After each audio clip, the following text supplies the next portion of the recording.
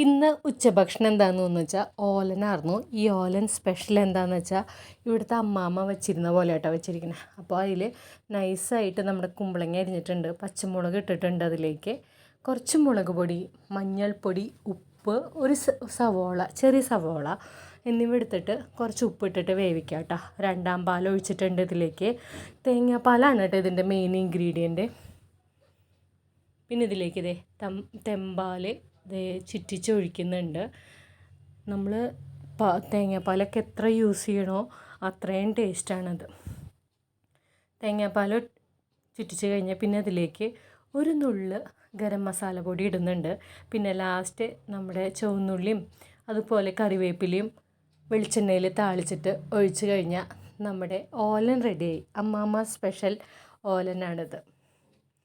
പിന്നെ ഇന്ന് മറ്റ് കറികളെന്ന് പറഞ്ഞാൽ ഓലനുണ്ട്, പിന്നെ കൂർക്കുപ്പേരിയാണ്. അത് ഞാൻ മുമ്പ് കാണിച്ചിട്ടുണ്ട്. ഇതിൻ്റെ പ്രത്യേകത കുഞ്ഞു കുഞ്ഞ് മണികളുള്ള കൂർക്കയാണ് കേട്ടോ. പിന്നെ നമ്മുടെ പീച്ചിങ്ങയും പരിപ്പും തേങ്ങയും കൂടിയിട്ടിട്ടുള്ള തോരനും പിന്നെ പപ്പടമാണ് ഇന്നത്തെ സ്പെഷ്യൽ കേട്ടോ. അപ്പോൾ ഉച്ചയ്ക്ക് നമ്മൾ ഊണ് കഴിക്കുകയാണ്. കൂർക്കുപ്പേരി കുറച്ച് എടുത്തിട്ടുണ്ട്, ഓലൻ ഒഴിച്ചിട്ടുണ്ട്, പപ്പടമുണ്ട്, പീച്ചിങ്ങയും പരിപ്പും എടുത്തിട്ടുണ്ട്. പിന്നെ നമ്മൾ എടുത്തിരിക്കുന്നത് തക്കാളി തൊക്കെന്ന് പറഞ്ഞ ഒരു പിക്കിളാണ്. ചെന്നൈ സ്പെഷ്യലാണ് കേട്ടോ. ഇതാണ് ഉച്ചയിലത്തെ ഭക്ഷണമായിരുന്നത്. പിന്നെ ഈവനിങ്ങിൽ ഈ വർഷത്തെ ആദ്യത്തെ ചക്ക തിന്നു. എന്താ ഇതിന് പറയുക, അതിന് ഈ ചക്കേനെ നല്ല മധുരമുണ്ട്, നല്ല യെല്ലോ കളറായിട്ട്. ആയുർ ചക്ക എന്നാ വിയറ്റ്നാം ചക്ക എന്നൊക്കെ പറയില്ലേ, അതാണിത് കേട്ടോ. നല്ല മധുരമുണ്ട്. പക്ഷേ എനിക്കിഷ്ടം നമ്മുടെ സാധാരണ നാടൻ ചക്ക തന്നെയാണ് കേട്ടോ. നല്ല ടേസ്റ്റും കാണാനൊക്കെ ഭംഗിയും ആ കളറൊക്കെ ഉണ്ട്. നല്ല മധുരം ഉണ്ടായിരുന്നു.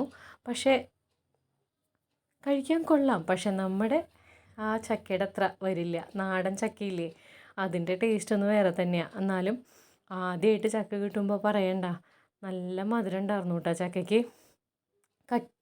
നല്ല കട്ടി തിക്കായിട്ടുള്ള ഇങ്ങനെ ചുളയായിരുന്നു, ചക്ക ചുളയായിരുന്നു കേട്ടോ അതുപോലെ.